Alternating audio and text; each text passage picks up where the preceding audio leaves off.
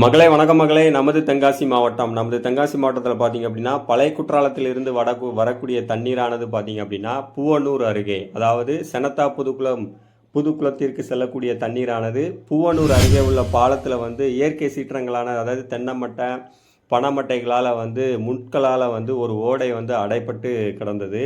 இதே விவசாயிகள் தங்களது முயற்சியால் அந்த ஓடையை சுத்தப்படுத்திட்டு இருந்தாங்க. அப்போ இயற்கை வள பாதுகாப்பு அமைப்புக்கு தகவல் கொடுக்கப்பட்டு, தகவலின் அடிப்படையில் பார்த்தீங்க அப்படின்னா நேரடியாக கலாய்வு மேற்கொள்ளப்பட்டது. நேரடியாக கலாய்வு மேற்கொள்ளப்பட்டு சம்பந்தப்பட்ட நிர்வாகத்திற்கு தகவல் தெரிவிக்கப்பட்டது. தெரிவித்ததன் விளைவுன்னு பார்த்தீங்க அப்படின்னா உடனடியாக ஜேசிபி கொடுத்தாங்க. கொடுத்ததின் அடிப்படையில் இந்த ஓடை முழுமையாக சுத்தம் செய்யப்பட்டது. சுத்தம் செய்யப்பட்டதில் பார்த்தீங்க அப்படின்னா முழுமையாக, அதாவது ஒரு கண் வழியாக தான் தண்ணீர் வந்துகிட்டு இருந்தது. ஆனால் இப்போ சுத்தம் செய்யப்பட்டதின் விளைவுன்னு பார்த்தீங்க அப்படின்னா அதிகப்படியான தண்ணீர் இந்த ஓடை வழியாக தண்ணீர் சென்று கொண்டிருக்கிறது. இதற்கு சம்பந்தப்பட்ட நிர்வாகம் உடனடியாக நடவடிக்கை எடுத்தார்கள். தகவல் தெரிவிக்கப்பட்டதன் அடிப்படையில் இயற்கை வள பாதுகாப்பு அமைப்பின் சார்பாக நாங்கள் என்ன கேட்கிறோம் அப்படி என்றால், அதாவது பொதுமக்கள் தகவல் தெரிவித்ததன் அடிப்படையில் தான் தீர்வுகள் காணப்படுகிறது. அதாவது எத்தனையோ துறைகள் இருக்கிறது, சம்பந்தப்பட்ட துறை இருக்கிறது, அரசியல்வாதிகள் இருக்கிறார்கள், பஞ்சாயத்து தலைவர்கள் இருக்கிறார்கள். அவர்கள் எல்லாருமே பார்த்தீங்க அப்படின்னா எந்த ஒரு கண்காணிப்புமே கண்காணிப்பில் ஈடுபடுவதே கிடையாது.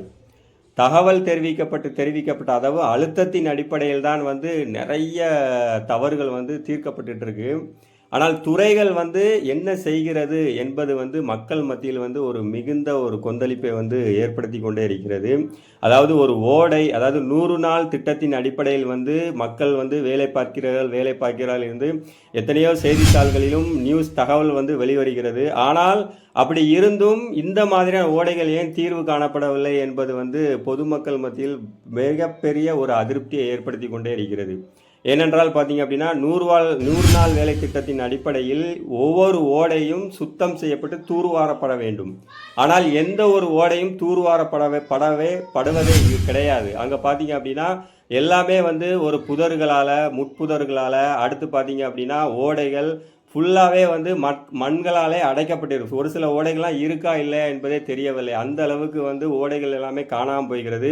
மீண்டும் மக்கள் அருகில் உள்ள மக்கள் அதை என்ன பண்ணுறாங்க அப்படின்னா அப்படி ஆக்கிரமிப்பு செய்யப்பட்டு ஓடைகளே காணாமல் போய்கிறது. இப்படி தவறுகள் நடந்து கொண்டே இருந்தது. பார்த்தீங்க அப்படின்னா மிகப்பெரிய விளைவை மக்கள் சந்திக்கக்கூடிய ஒரு நிலை ஏற்படும்.